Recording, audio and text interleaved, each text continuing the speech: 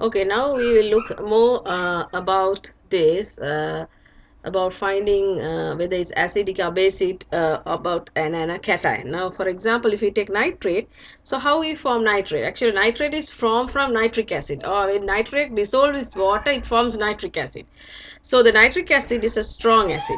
So strong acid dissociate completely. So if they dissociate completely, that means they don't go backward to form nitric acid.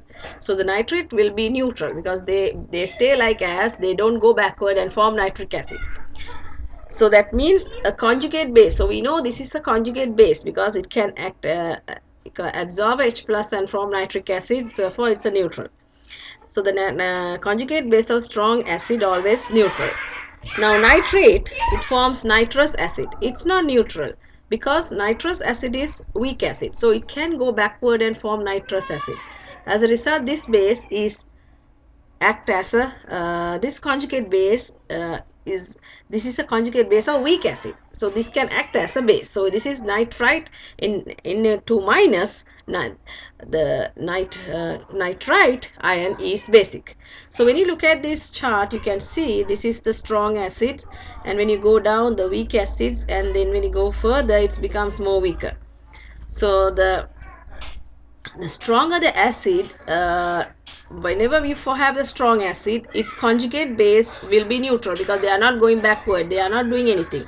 But when you come to weak acid, their conjugate base will be basic. Okay, so they can act as a base. Then when you come back to acidic strength, very weak acid, very weak acid, what happened, that means their conjugate base will be a strong base.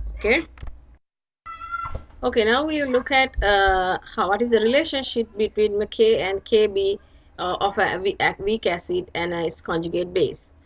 So sometimes you only will be given Ka, then you must want to use the Kb, so you should know how to use the relationship. Now we'll see a weak acid, which is Ha forms A minus and H3O plus, and then A minus forms Ha and forms OH minus. So you can see the Ha act as a weak acid, and then A minus act as a base. So for the Ha weak acid, we can write the equilibrium constant by using the Ka, and for weak base we can write the Kb for this way. Now what we do, when we add these together, we will get this equation. You can see the Ha will be cut off from the reactor on the product side, and then so A minus will be cut off. So finally we are getting the water, two molecules will get together and form H3O plus and OH minus. Now for this one, what we can do here now, when we multiply the Ka and Kb, which is we already took from the first and second equation, when we multiply, we can see finally we get here is H3O plus concentration and OH minus, which is equal to the Kw.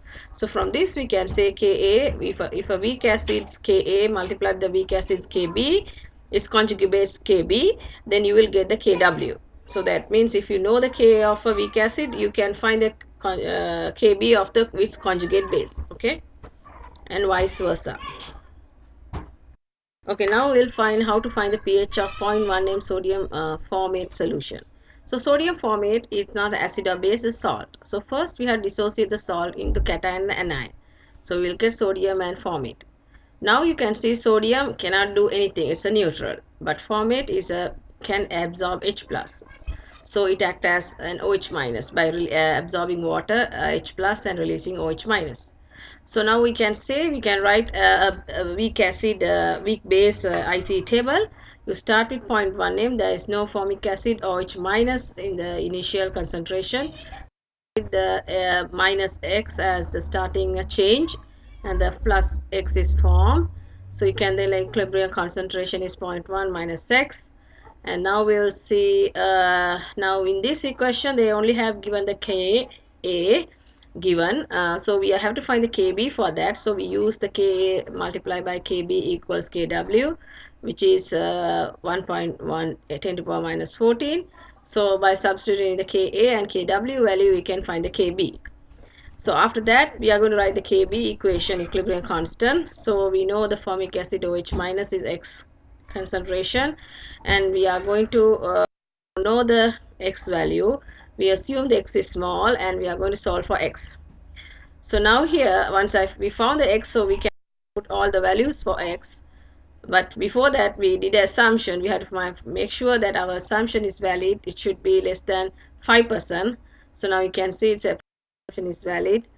So once you know the x, you can find all the other values as we have done before, as well as we can find the OH minus concentration. So once minus concentration, we can use the Kw equation to find the H plus concentration.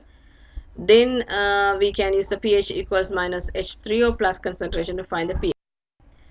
So after that, you can check your answer by putting all the values in the Kb equation, and we can compare the Kb as also the given Kb or the, and then we can go and find the Ka as well. Okay, now we'll look at some other type of weak acid. When cations are very small, highly charged metal, they are weakly acidic, especially like transition metal, because they are in the lower periods and they are smaller and highly charged. They can form weak acids like the equation shown here. This like aluminium. Also, it's highly charged and it's a smaller radius than alkali or earth metals. And when they act with water, they form H3O plus and act as acids. But alkali metal cations or alkali earth metal, that means first and second group metals, will not form acidic solutions. Only this is third group and also the transition metals. Okay. Okay, now we'll see whether this how to determine whether it's acidic or basic. Now here you can see this plus charge. See if I find H2, you can see it's H plus is there, so you can release H plus.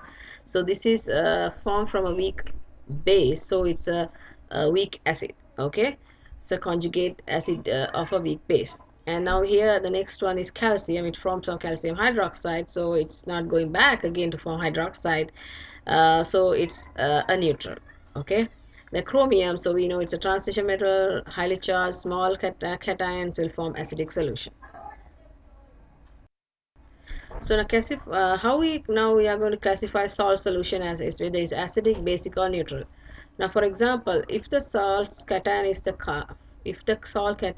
counter ion of a strong base and the anion is the conjugate base of a strong acid, it will form a neutral solution. If it's, for example, now sodium is from a strong base and chloride is from HCl strong acid. So this will, both are neutral. So the whole salt is neutral. Same thing, calcium comes from calcium hydroxide, strong base, and nitrate comes from nitric acid.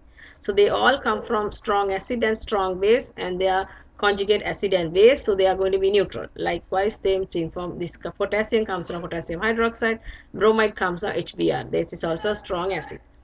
But if the salt cation is a counter ion of a strong base and also a conjugate base of a weak acid, then it will be a weak acid. It will form a basic solution. For example, now sodium fluoride, sodium comes from sodium hydroxide, sodium is neutral, by fluoride comes from weak acid HF, so fluoride is basic. As a result, the whole thing will be basic. So same thing like calcium acetate will be calcium hydroxide is used to comes from calcium hydroxide, so calcium is neutral, but acetate is from acetic acid, so it's a base, so everything is a base. So same thing we can explain the potassium nitrite as well. Now, if the salt cation is the conjugate acid of a weak base, for example, now ammonium chloride, ammonium is a weak acid, but chloride is coming from it's a conjugate base of a strong acid. So it is, chloride is neutral, but ammonium is weak acid. So as a result, the whole thing will be a weak acid. The next one, if the salt cation is highly charged metal like aluminium nitrate, and the anion conjugate is from the nitric acid, which is neutral. So nitrate cannot go back as nitric, as the nitrate is neutral, but aluminium is, it's a highly charged cation, so they are going to be acidic. So everything is going to be acidic. Okay. Likewise, if the salt cation is the conjugate acid of a weak base and the anion is the conjugate base of weak acid, so if it is both from a weak acid and a weak base, then we have to determine from the its K and Kb value. If its K is small, bigger than the Kb, then it will be, it depends on solution is acidic or basic. So now look at this example. So please look at this example, and the explanation is given below, and please look at and see whether you can understand, and if you have any questions, please let me know when we meet on Friday. And